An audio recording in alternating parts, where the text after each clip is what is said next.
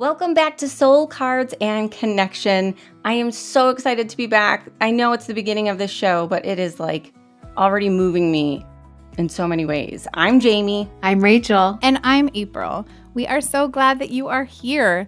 The three of us are on an exploration of tarot and astrology and ritual that we can bring into the day-to-day and connect more with ourselves and the world around us. Trust that you found us for a reason, and let's jump in. I have to just say really quick, you guys, when you say trust that you found us for a reason, I just felt that way about both of you this whole week. Sorry. I don't know why I'm like, it's just been a week, right? Jason can cut this, our editor, if he needs to. But also, like, okay, we're having a real moment right off the bat. Like, truly, when I met both of you, I met you both separately, and this is April, and I was like, these two women are the same energy to me. Like, they have to meet. Like, they have to meet. I just knew that your souls were going to connect. I knew the three of us were just, there was something special. And this happens for me a lot in my life where I don't even really know why I'm doing something. Why did I sign up for that class? I don't know. I just do. And this was the same thing where I just knew you two needed to meet and there was something special going to happen. And so that we're actually seeing the fruition of that in a podcast, in this connection. I get you, Jaime. It's so special. It's why we chose the Three of Cups as our card, because it taps into that kind of soul level relationships and connections that we find. And when that magic happens and we all are like resonating at the same energy and frequency, like magic occurs, and like it's that energy. It's like the lightsaber coming out. I hear the vibration of the electricity in my head every time I see you guys. I'm like, zzz, zzz, right? So I do. I feel that. Mm-hmm. I'm really refraining from making Star Wars jokes right now. Oh, speaking of Star Wars and lightsabers, I feel like that. Okay, well, we're gonna get into it, but like I have things that look like it today for some reason. Oh, because we're talking about the aces. Know. It's true. I mean, the aces are a great actually segue into what we were just discussing about how like that potential of power comes out, and the aces really show that in a variety of ways between all of the suits. Yeah, we've got Ace of Wands, we've got Ace of Swords today, we've got Ace of Pentacles, and we have Ace of Cups. Rachel, can you tell us, before we dive in, about what are the aces? Where do they fall in the minor arcana, and what do they mean? Yeah, so aces essentially represent the purest potential, and it's similar to the magician and the major arcana card. It's the birth of that seed that happens, and in any part of our life, it is representative of that energy of new beginnings and new things that are about to come into our life. Maybe it hasn't come into the physical realm yet. So like if you get Ace of Swords, maybe it's a new idea that's coming to you. If you get Ace of Wands, maybe it's this new drive of like a passion project. So it's all about how it leads up to all of the other cards in the minor arcana in the suits. So they all start to layer in, and it's that birth of something new and special. I love that. Me too. Looking at the Raven's Prophecy Tarot, which has a little bit different symbolism than a traditional tarot, the Ace of Coins, which is the same as Pentacles, which is representing the Pentacles, is actually a seed. Oh, wow. I love that. Being nurtured. It's at the start. It's a plant at the start. And it's in her book, she's talking about how it's like reaching up to like the spirit of life, like it's the potential. So I just wanted to show that because that really reflects what you were talking about, Rachel, about the start of our journey and that little seedling that is being ready to sprout out. So speaking of the pentacle or the coin in your deck, this one from Witch's Tarot, Ellen Dugan, this came up for me twice this past week. I sent you guys pictures on my spread. Yes. And also, just like yours, April, it is like coming from a garden, but it is the pentacle reaching to the sun. I love that. So Ace of Pentacles, tell us again, Rachel, it is representative of... So What? pentacles essentially in any tarot deck mostly are shown with coins, although I love the fact that yours shows it in roses, and other decks it can be in this kind of circular form, but it represents something coming into physical reality. So that creates this sense of security. So pentacles represents the earthly realm of abundance, security. It could be representative in a job, in some form that provides sufficiency for you. And so like most of the pentacles, it's like given as an offering, right? So in my light seers tarot, it has, similar to yours, April, this beautiful representation of like abundance that's being given to you in some form of potential. But like all of the aces, it comes in as this form in spirit, or form that hasn't manifested yet in reality, right? We have to act upon it. So it is shown usually in something that we need to recognize in our day-to-day life, and it is something that is able to come into form, but not yet. It is the birth of something new. I love that. So I'm looking at my silver tarot deck. Oh, that's beautiful. And so it has like the mountains, but the pentacle is being like cradled by these two, I don't know, spiritual hands. So exactly what you're talking about, like the potential, but here's the whole world, here's the whole earth, here's everything, but it is the start, and it is like nurturing this I little read something this idea. week, Rachel. Oh, okay. Here's a reminder, you guys. This is Jaime. I'm a beginner. Rachel's our expert. April is our Somewhere in between. She helps balance everything out for our us. intermediate. Is that the word? Novice or intermediate? I always get them Either. confused. So we need each one of these levels because I think perspective is great. So I'm going to ask you, I read somewhere this week, Rachel, that you shouldn't look at the tarot as and try to adapt it to your life, but look at the tarot and read into what it's trying to tell you. Don't adapt it to what's happened already. Try to read it as it is happening now, or what could happen. Does that make sense?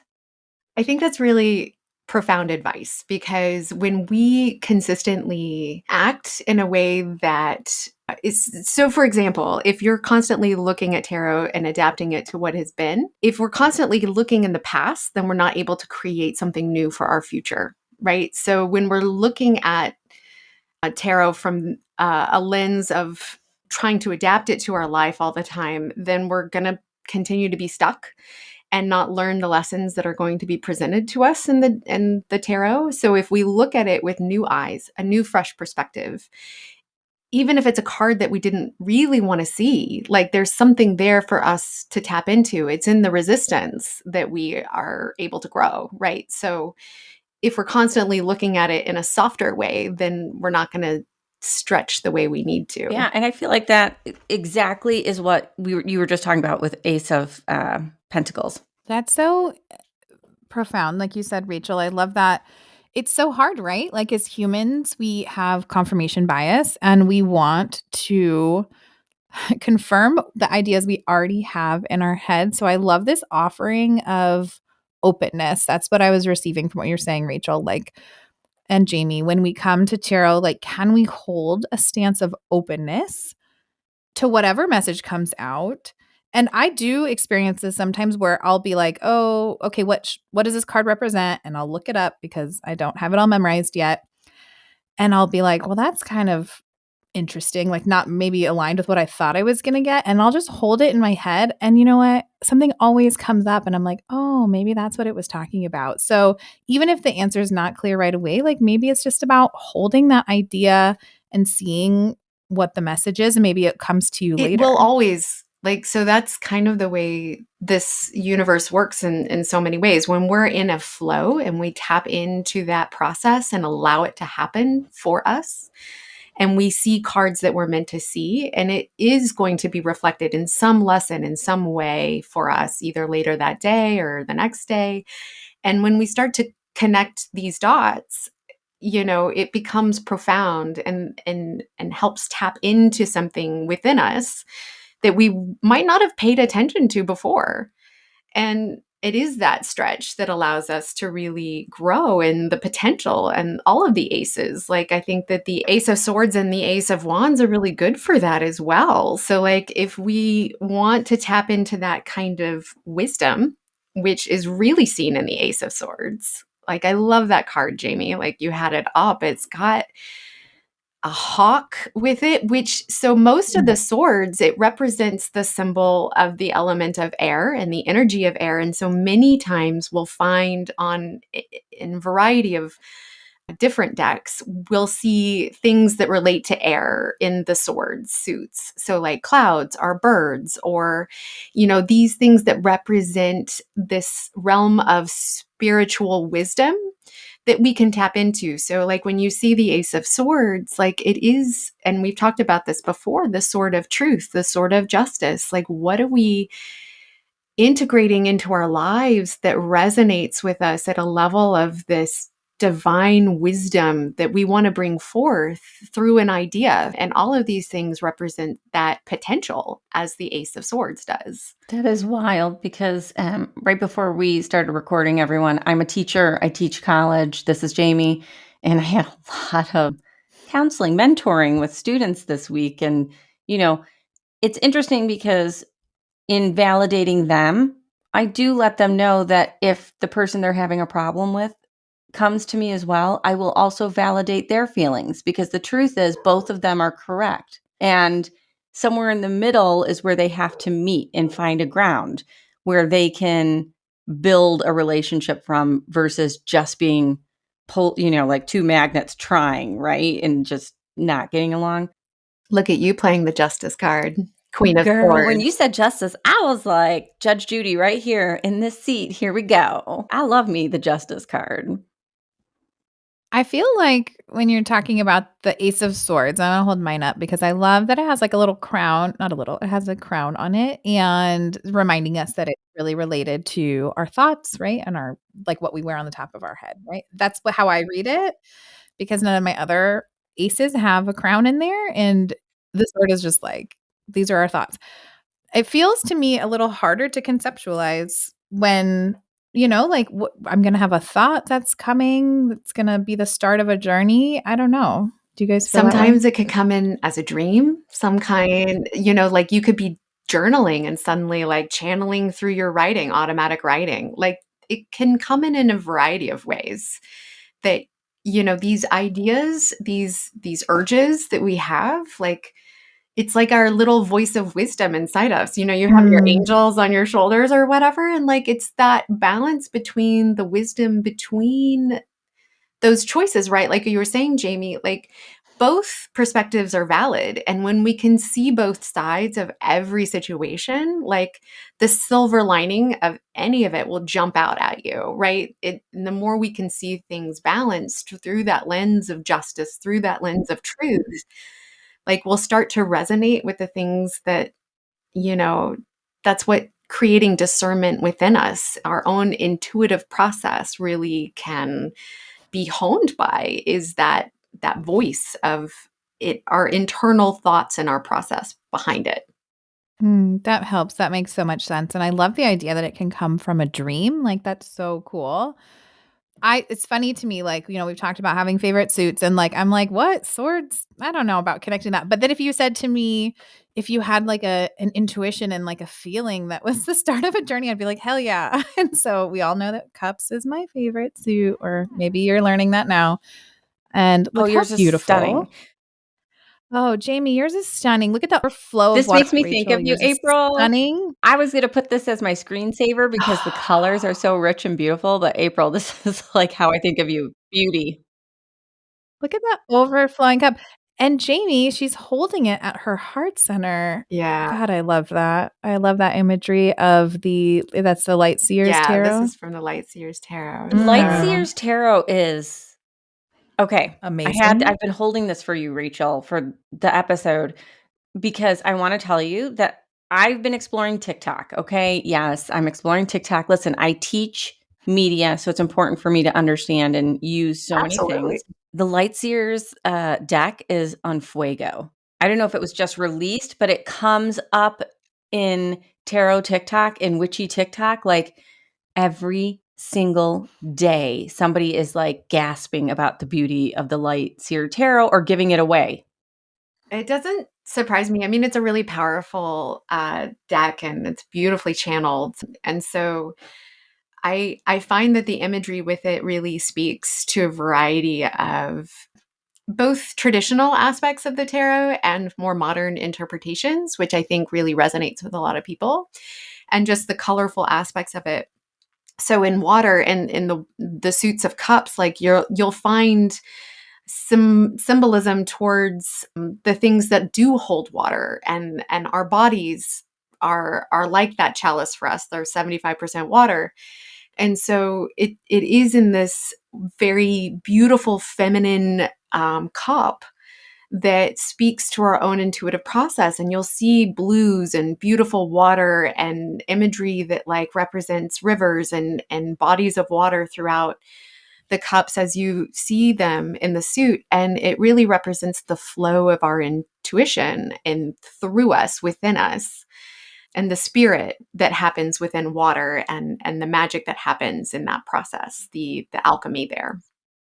Well, we have to name, right, that the cup and the chalice, these are symbols for the Yes. womb. Yes. No, tell me more. Yes. Yeah. So, I mean, look at the cup, right? It is the vessel that is holding life and emotion. And traditionally, Rachel, correct me if I'm wrong, you've done a lot more studying on the history of symbology, but the chalice, even in religious aspects, came from the representation of the womb, right? So it is about the communion that we might have, to use a more religious term, the communion with spirit, right? So even in my imagery, it has the dove, which is representative of the feminine spirit energy. So we have the Trinity, and what most people don't, realize is that the spirit is the feminine aspect to this triad. And it is in the communion of that like we create and we hold space, and the feminine energy of that is very prevalent all throughout the cups, because they represent those more the void of being able to fill the void of that space of the chalice. Can I just say, like, there's so much really quick, like, symbology that I'm not contriving this. Like, I'm not trying to, like, put pieces together. But literally, when tarot was developed, feels like when Christianity was developed. And so the parallel world of how these things are told is bringing in so much from early religions and, like, paganism, and all this stuff is, like, really, when you study it, sort of forming it's all the same. It's an interesting point, because I think that there's a lot of mystical and religious symbolism that we can glean from a variety of different paths, be that in Eastern religions or Western religions, but we can kind of glean from all of it and take. There's very, very common parallels between a lot of these religions that basically help us tap into this intuitive process. That's like why it's there. It's why we do this, is when we commune with spirit and realize that our own relationships are personal with that process. That is where the empowerment happens. And that's when we begin to recognize our own divinity and all of this. And it's not to say that, I don't particularly want to get into the religious political aspects of it all, but like the energy of the cards and the symbolism is very prevalent in a variety of ways throughout all of this, in numerology, and you can study the I Ching and go down that path and find a lot of the same symbols as well. So I think it's a really great point, Jaime, that we're all kind of have this overarching archetypal referencing in a variety of ways. And throwing back to our Queens episode where we talked a little bit about the masculine versus feminine energy, and Rachel, you've already touched on this. I just want to point out that, so we have cups and pentacles, which are round and holding, right? So these are our feminine. We can see that these are feminine energy looking. And then we go to, we've already talked about swords, but wands also, we have a masculine energy here, right? This is a more direct, forward. The symbology here is more Mine masculine. looks like a maypole. Yours does look like a I think it's a maypole. really great point because like everything else, it is about balance, right? So the water balances out the wands, right? And the pinnacles balance out the swords. And it is in Mm. these play of the elements, they can either be friendly or they can be adversarial. Like the when you look at it, like water nourishes the earth and air increases fire, right? So there's aspects of this that like play well together and there are aspects of it that are challenging together, right? So the energy of the wands comes into play in a much more masculine and active form through spirit and the fiery aspects that creates. So when we're thinking of the ace of wands and it's presented this way, you might find yourself coming up with a new passion project, like you want to suddenly start to paint or you want to get it really into crochet, or you see something and you're like, oh my gosh, I have to learn how to do that. It is in that kind of drive and creative instinct of that spark that happens with the ace of wands, and it is like a wood that's like usually sprouting something from it, right? So in most of the imagery, the wands are representative of the potential of the fire, but also the potential of the growth that comes from the wood. I And mean, I'm just as a beginner, that's what she Say it, said. Jamie. That sounds like the masculine energy I don't wanna go near when you say it's the wood that sprouts something. I'm worried about that. But listen, see your doctor. It's okay. It's gonna be fine. There's probably a vaccine for that. I'm so sorry. Okay. Okay, but like look at this. I think what Rachel is saying is so profound, right? We have this wooden wand, but look at these beautiful flowers that are coming for it. So like it is like using the earth to and the fire to sprout new spirit and I growth. love that, I love especially that. since here in LA, we just went through the fires, and the idea that spring is Mm, coming and the potential for new life to fill that space and that void. I think mm, that is, something that I'll carry with me over the next couple months as we see what happens in yeah. that burn scar area, right? yeah. It's really We just powerful, need the yeah. regrowth, and maybe we should all take over some poppy seeds and scatter them. Mm, It's yeah. so profound because the masculine energies really do act through this kind of burning, cleansing aspect. And the things that stay and regrow are meant to, right? And the things that leave us no longer serve us. And in the similar ways of the feminine aces, like we are nourishing our spirit from a different point of view, and cleansing comes in through water, comes in through security in a variety of ways. And so when we look at the aces and what they represent in that pure potential moment, it is being able to see what the benefits come in from them through that lens of ultimate, what is the purpose behind it? Like what am I seeking? What am I starting? And I think that these are all great cards to have in any of your spreads. They symbolize new growth and new abundance and new opportunities in a variety of ways. I love that. Me too. I think that was such a beautiful sum up of the ace energy and what the aces mean. I will bring us to our meaningful moment of the week. This week, talking about aces, we're talking about potential, we're talking about this new beginning. So, our offering to you for creating a meaningful moment for the week ahead is to say yes to something new, Ooh, that's scary. But I mean, that's a right? good thing, but it can be scary. Yeah. It can totally be scary. Let's caveat, it doesn't have to be something big. It can be something small, but that it's significant to you. It can be anything. And maybe you just leave yourself open, like we were talking about, and see that the opportunity presents itself to you. But our offering is for you to say yes to something new this week I ahead. love that. Yeah. Yay. All right. And we would love to close the show by taking a breath together. So wherever you are, maybe place a hand on your heart. Close your eyes if you can. If you're driving, please keep them open. But just taking a moment to tap into yourself. And all together, we're going to take a deep breath in and a deep breath out. And may you stay connected to yourself as you step back into the week. If you love what you heard today, show us some love. Like, subscribe, and share this podcast with your friends, family, and anyone who could use a little extra connection in their lives. Join the conversation and stay in the loop by following us along on Instagram at Soul Cards and Connection, and let us know your thoughts, questions, and stories.